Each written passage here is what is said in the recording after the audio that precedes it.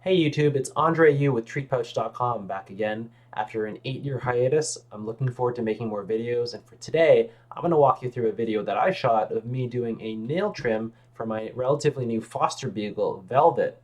So, past dogs that I've owned in the past, their nails always filed down just by walking on the pavement, but for whatever reason, this derpy old beagle walks with a funny gait, and a lot of her nails actually just keep on growing, so I've had to actually teach her how to handle nail trims really well. So I've shot this video to share this information with you guys.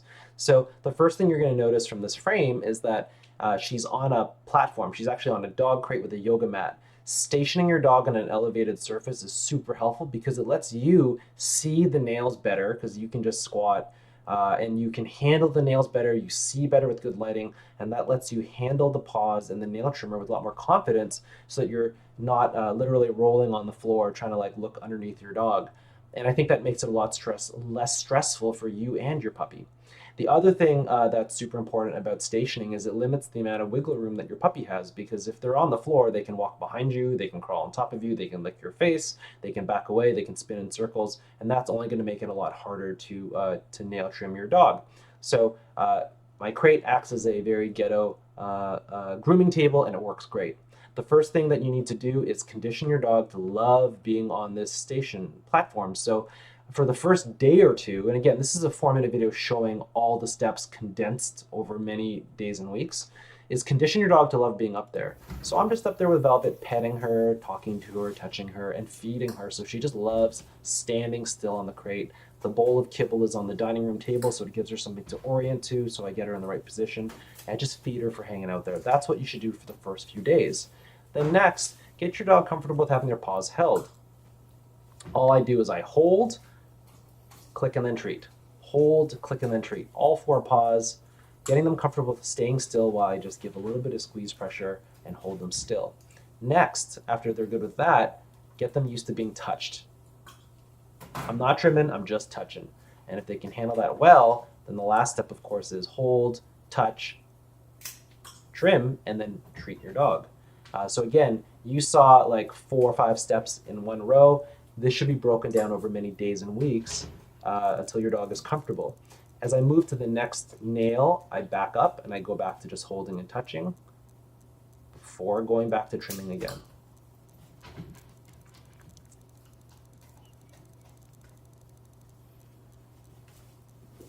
So now I'm moving to a new paw. So I'm just gonna hold to start. I'm actually just gonna feed for stationing. Get a good view, hold, cluck, and then treat. Repeating that process going back to the first rung of the ladder. Hold, touch, click, treat, and then I'll probably bring out the tool now. Hold the paw, restrain, touch. No trimming yet, because she's good. Now I'm gonna do the trim.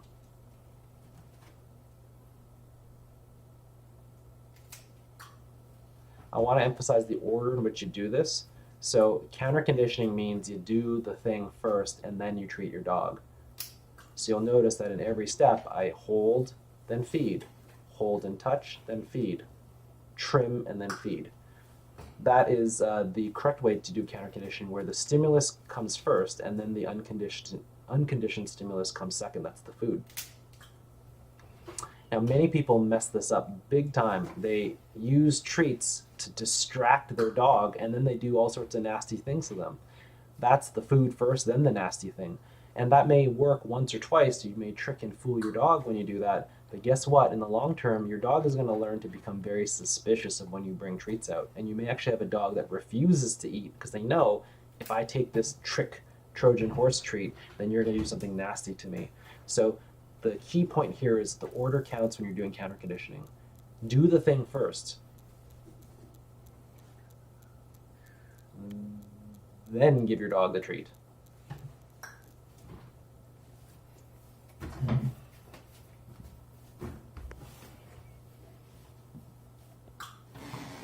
So I'm moving to a new paw, so I'm just doing light touching. She's way more sensitive with the rear paws.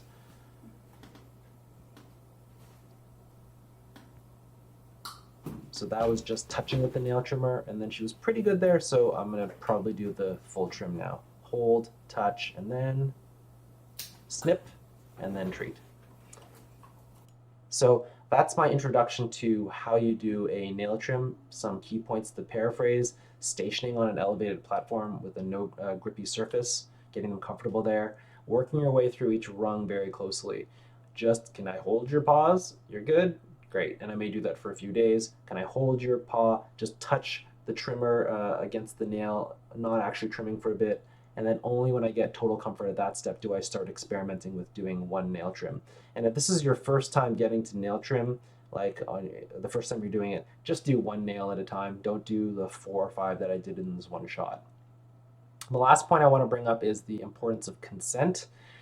Every single step of the process, make sure your dog is not resisting. If your dog is resisting, crying, buckling, whining, and pulling away, you are moving too fast, too far. Counter conditioning works best when it is paired with the principle of desensitization, which is to not go further along in the process and don't expose your dog to a stimulus that they cannot happily handle.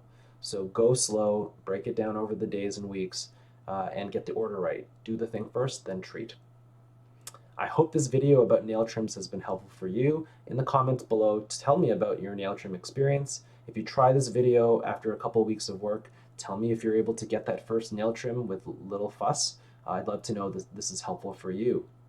Now, before I let you go, I do want to tell you a little bit about what I've been up to these last 8 years, because I have been working on Treat Pouch. What you might not know about me is that I'm actually the founder of a dog training school based in Toronto called When Hounds Fly. And When Hounds Fly dog training is Toronto's largest positive reinforcement and clicker training school.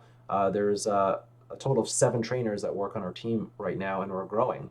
And some exciting things I want to tell you about is as follows. I'm actually now one of 2 Canadians to become a faculty member of the prestigious Karen Pryor Academy of Training and Behavior. So this is the very certification program that I took over 10 years ago as I started my journey as being a professional dog trainer. And I'm excited that in the new year, starting in May 2021, I'll be teaching a group of dog training aspirants in Toronto, the same program that got me started. So I'm looking forward to turning a group of people into wicked clicker trainers and also help them level up their skills when it comes to teaching humans, because that's equally important. So if you're interested in becoming a professional dog trainer, please look up the Karen Pryor Academy Dog Trainer Professional Program and look up the Toronto dates, because you'll see me there, and I'd love to be your coach and mentor.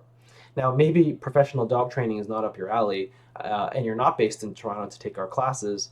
I did want to just let you know that we do remote consults on our website, whenhoundsfly.com. Under other services, you can book me or any one of our instructors for 30-minute phone consultations where we'll talk about whatever issue you might be facing with your dog and see how we can help. So, and they only cost $50 Canadian plus HST for that 30-minute phone or Zoom consultation. Anyways, guys, thanks for watching the video. I'm very excited to be back on YouTube. I hope this is helpful for people, and I look forward to my next video and helping more people in the future. Have a great one. Thank you.